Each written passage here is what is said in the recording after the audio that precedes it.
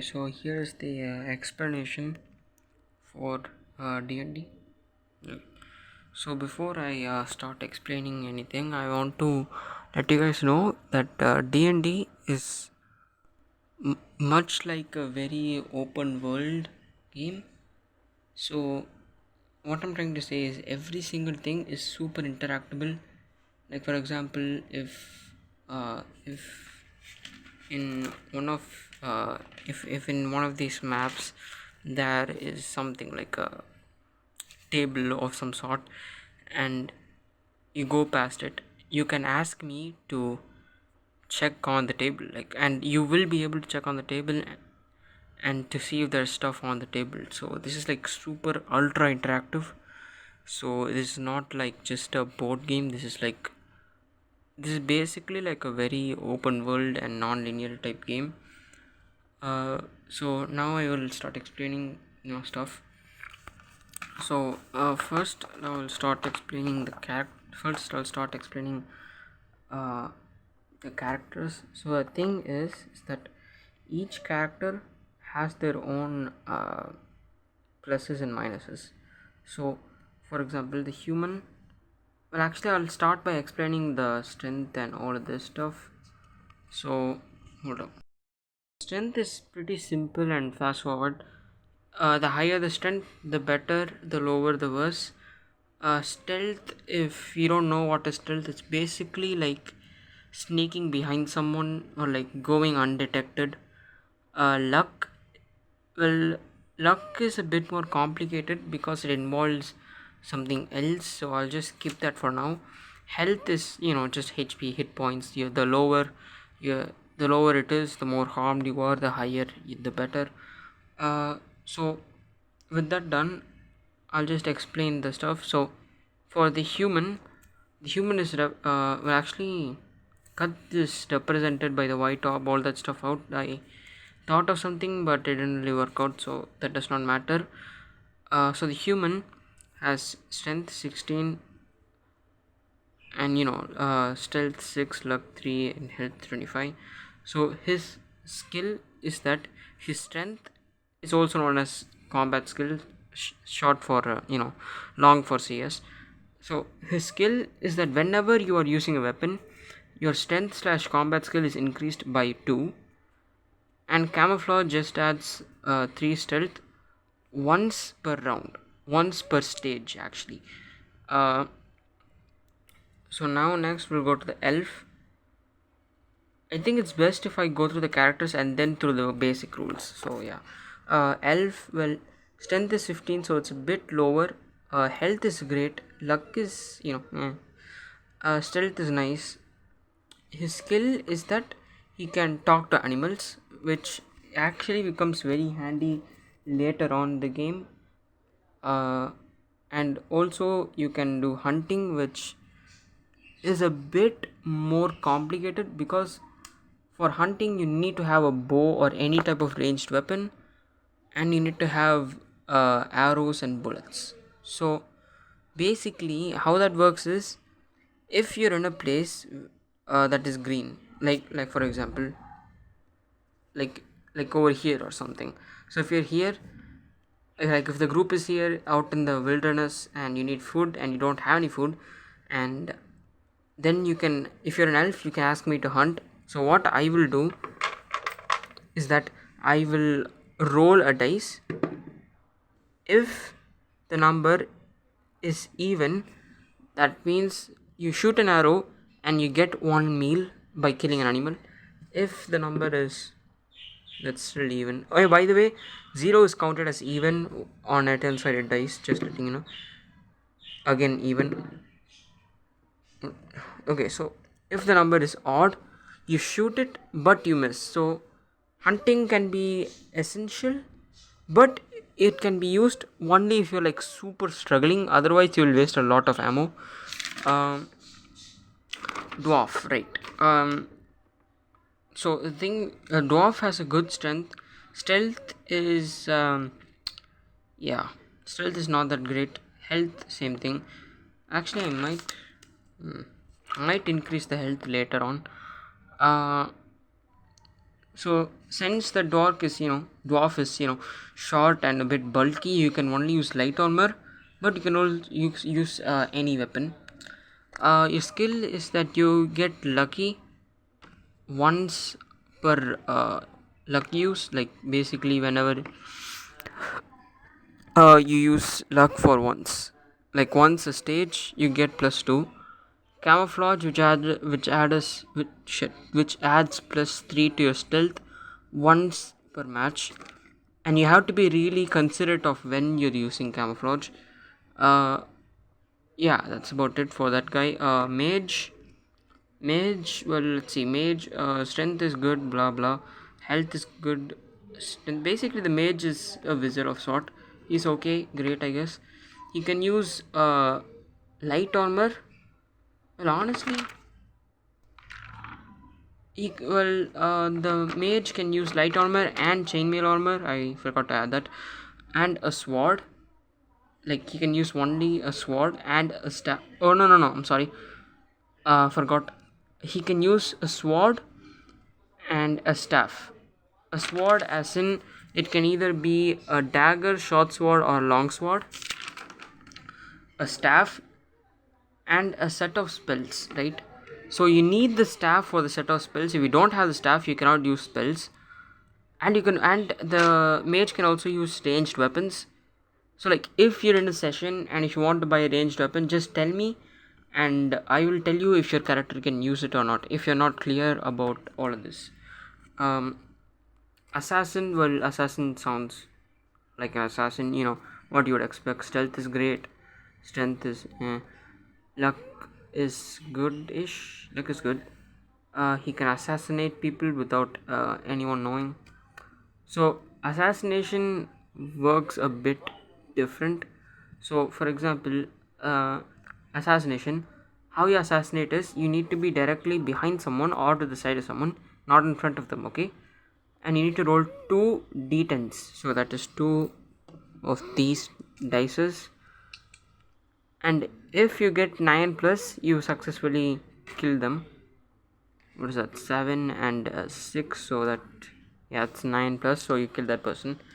But for example, sometimes you might not get a 9 plus, like 4 and 2. If that happens, luck based combat gets initiated, and that leads to what can I say, like a round based combat. I will explain those stuff later, well, actually right now, since we're going to the basic rules, right? So basic rules. So stealth. So if you want to sneak behind someone, what I will do is that I will roll 2 dice and I will add your stealth number. So for example, for assassin it's 9, so I will roll 2 dice and add stealth number. If the number is above 16, you pass through. So I roll 2 dice. What is that? That's a 3 and a 5, 6 and 8. So 8 plus 9, that's well above 16, so you pass. But if you fail, that means the enemy knows that you're there, so he will try to kill you, right? So that's where luck comes in. So basically, if you fail stealth, you will go on to luck, and what happens with luck is that I will roll 2 dices again, and if it's about 12, which it is right now, 9 plus 6, and I will also add your luck number. If it is about 12, you pass, and you get into like a round based combat, which is over here. I will explain. But if you fail, that means the person who attacked you hit you, and to determine the amount of damage you received, I will roll 1 dice, and I got 1. That's disappointing. Okay, 7, that's better. So I will roll 1 d10 dice, and you have to subtract that amount from your health. Now currency is a bit, it's simple actually. So throughout the game, you guys earn money by either doing quests or just like you just earn money, and you can use it to buy stuff at the shop, which are only available at settlements, as in like large settlements, and several small settlements, but mainly large settlements. Meals they just give you, hold up, focus, my phone is not there we go. Meals will get you 5 HP back. So if you eat one meal, you get 5 HP back. At the start of the game, you all get 3 meals, and at the start of the game I will roll a dice, actually 2 dice, to check how much money you guys have. So boom, so you have 3. Disappointing. 9, you know what I mean, you get it, right? So like that. And yeah, well, it's this, like, the things that I wrote in the pencil is like very recent, and in order to understand that, you need to understand this. Okay, we're actually almost done. Okay then. So combat, right? So this combat version is based on what did I say earlier?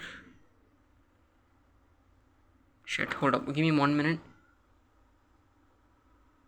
Like, round based, right? Round based combat. So basically what I would do is that for each player I will roll 1 dice, right? So each one of you will write your roll number in your character sheet.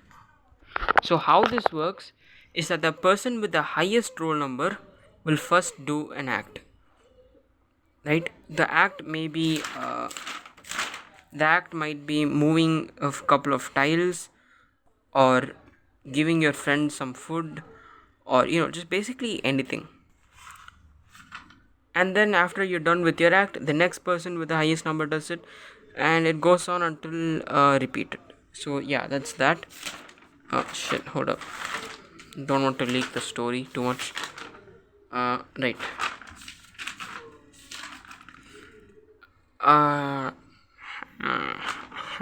Okay, why did I do that? I don't know. So if you have a normal weapon, I will take, if you're in a round based match and you have a normal weapon, I will take your combat skill and add it to the normal weapon's combat skill, right? So if you have a dagger, that's +1. So then what I would do is that after adding those, I will subtract it by the enemy's combat skill, right? So that will give me a number. So for example, if yours is 13 and the enemy's is I don't know, like, well, let's say yours is 26 and the enemy is 10, so that gives me the number 16, right? Then I will roll a dice to give me another number, and then this dice gave me 9. So now I have 16, 9. And if I take one of these books, I actually have to write down this table. Actually, I have to write down this table in like one of these pages somewhere, so I don't need to bring a book every time. So now see that there's a +6. So for +11 or greater, so you're over here, and the number 9, which means that you killed the enemy and you have taken 0 damage. So that's how I determine how much damage you take and how much damage the enemy takes. Another thing, if you do not kill the enemy, the next person in order will do the fighting thing. So that is with the normal weapon. If you're using a ranged weapon in like in a round based combat, I'm sorry, but you are stupid. I just have to say it. A ranged based weapon on I would personally not prefer you using this, because it will like deplete your ammo source really fast. If I was you, I would only use it if I'm very desperate, and mostly you should use it for stealth. Just a little bit of advice. So it basically follows the same thing as normal weapon combat skill thing, but I subtract 2 of the enemy's damage. So yeah, that's that. If you're using a spell, this is only for the mage class, so I will not explain this. I will make another video just to explain what the mage does, because he is sort of his own creature per se. So basically, after one full round of combat, for example, so there are 4 people right now, right? So first person plays, blah blah blah, second person, third person, fourth person. So after this, what I would do in that round, I would move each one of my characters, each one of my goblins per se, and then I will roll a dice, right? Whatever number I get, like whichever roll number is closest to that number will get attacked, right? So how that works uh no, is that, so let's say I roll a dice and the number is 9, and let's say your number is 8, right? So the closest number is 8, so what I do is I attack you. So I will roll a dice.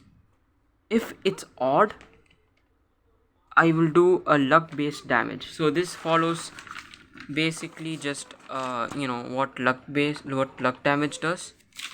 But if I get lucky and get even, I will do a roll based damage. So I will roll, and how much whatever number I get, that's the amount of damage I do to you, and there's no way you can prevent it. So I know it's a bit stupid, but I just wanted to be even more challenging, okay? But yeah, that's about it.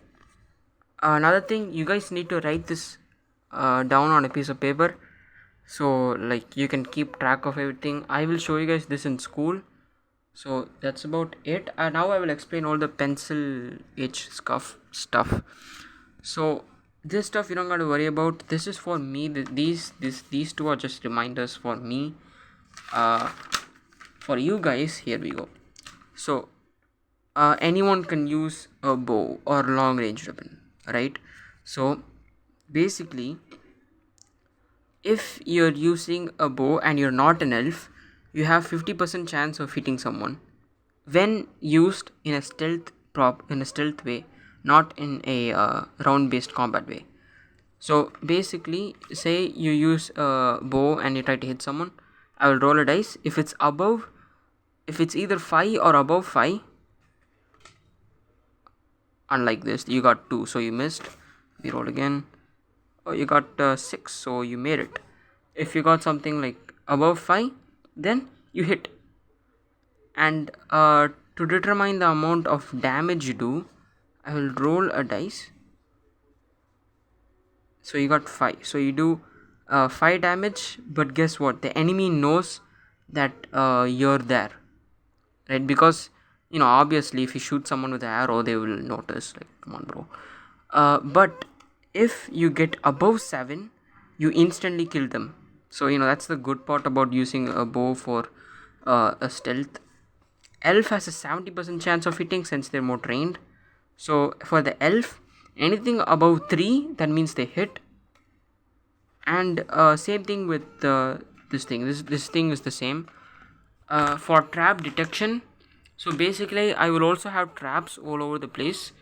Mainly, I would have like 2 or 3 traps only per stage.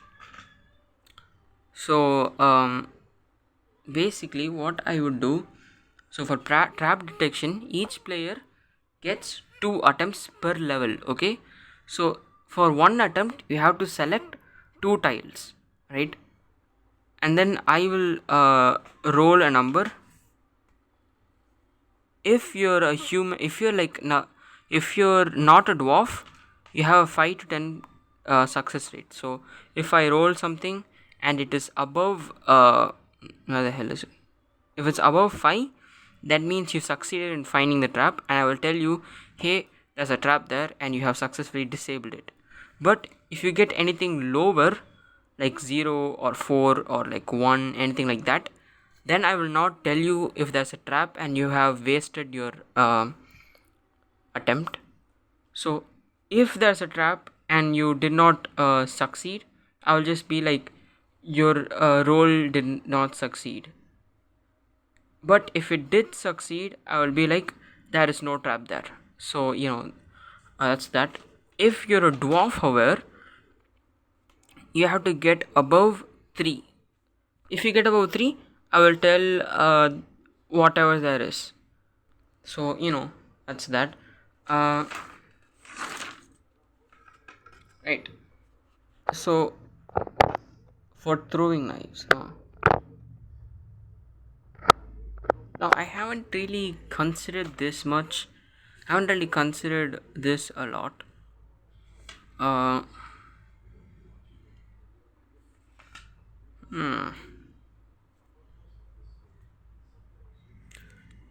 it's interesting, but basically, uh, you know what? Let me quickly change something. Hold on. I don't really have a pen, but if you watch this video, if you're an assassin, you can also use a sword, just like a normal sword, not like a broadsword or a long sword, just a normal sword which does +2. And you can also use the dagger. I'm sorry, I just had to make that change because this is honestly so like unforgiving. I'm sorry. So what I meant to say was, with throwing knives, what the hell? Okay. With throwing knives, I will roll a dice. The only person who can use throwing knife is an assassin. So I will roll a dice.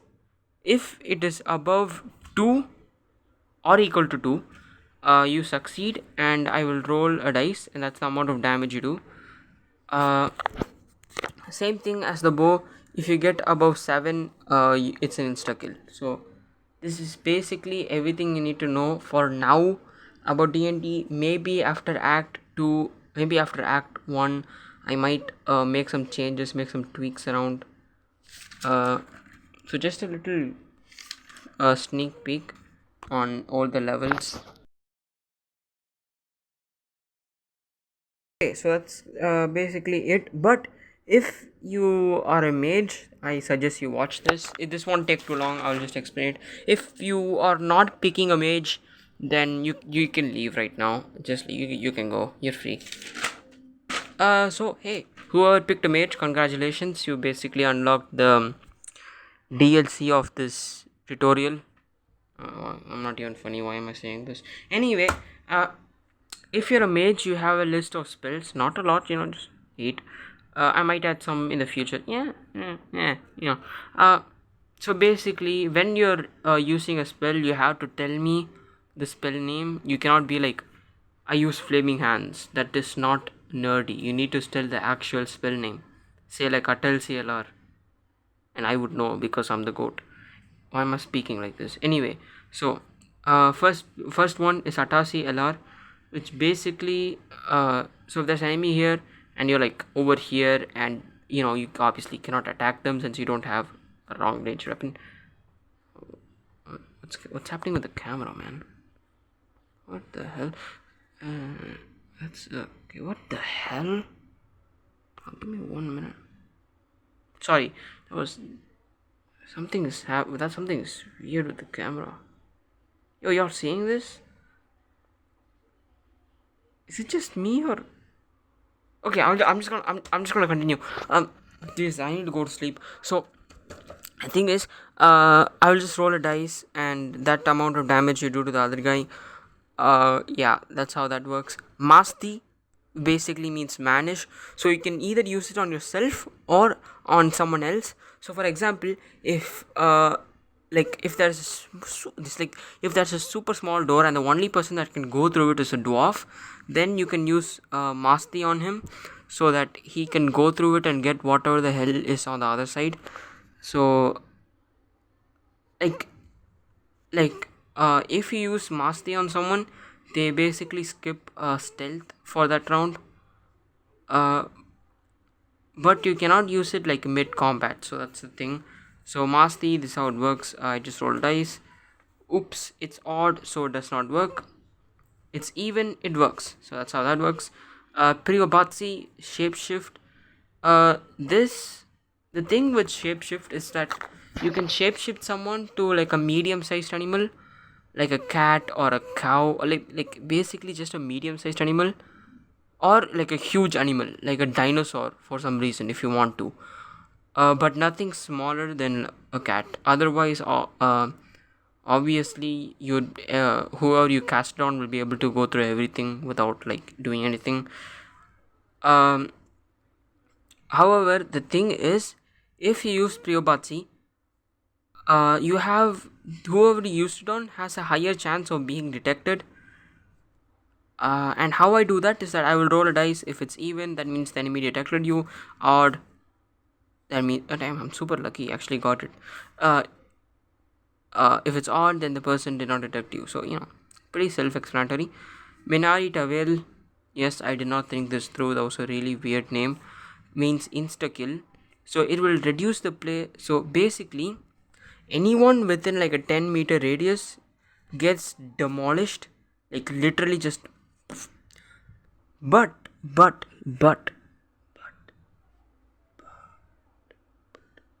here's the thing. You, the wizard, the mage's health will be permanently reduced by 1 by 3. Actually, I might make it 1 by 4 because 1 by 3 seems a bit too harsh. Yeah, never mind. 1 by 4. Permanently. That means you cannot get your health back. So if you're like super desperate, if everyone is on the verge of dying, you can use this. Perena Savite. Dibana Savit. Byrena Sivate. Yes. Byrena Sivate. I might change the spell names later on.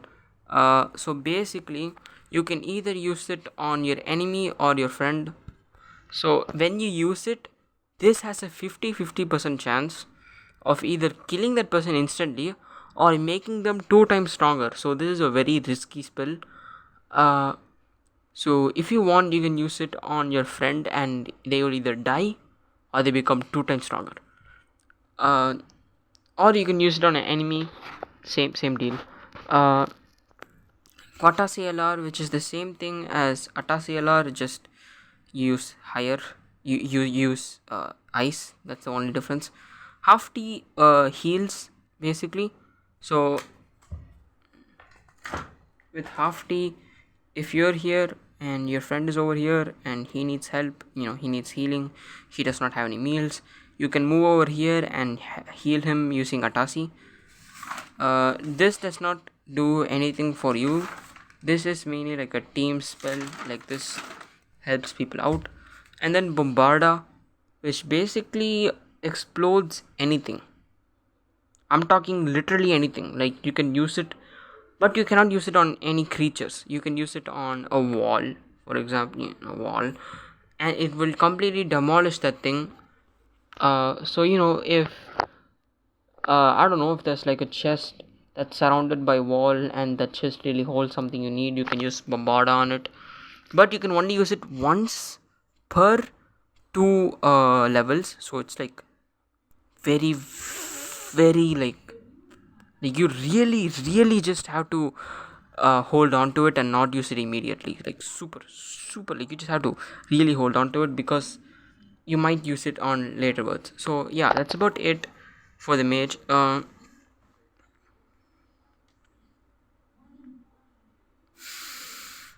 Let's just pretend that that's not there. Right. So yeah, that's about it for everything actually. So I hope you guys watched this video and you guys will be ready to play D&D on Saturday. Saturday. Shit. On the next Thursday if they take us to library, which is big if. Yeah, and a quick little sneak peek of Act 2.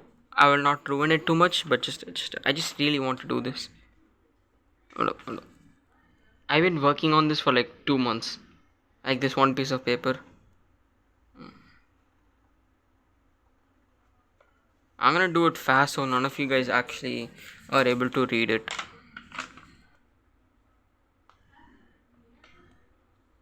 Yep. So that's for Act 2, and yeah, that's it. That's it. Yeah. So if you guys watched it, make sure to subscribe. Shit. If you guys watched it, thank you guys so much for watching. So we don't have to like discuss the rules on the day of gaming. And if you do not watch it, I hope you go to hell. Sorry. Yeah. So yeah. That's it. So if you have 30 minutes to spare, There you go. Well, see you guys later, probably tomorrow or something. It's holy shit, it's 10:40. Okay, I have to go to sleep. Thank you so much. Bye bye.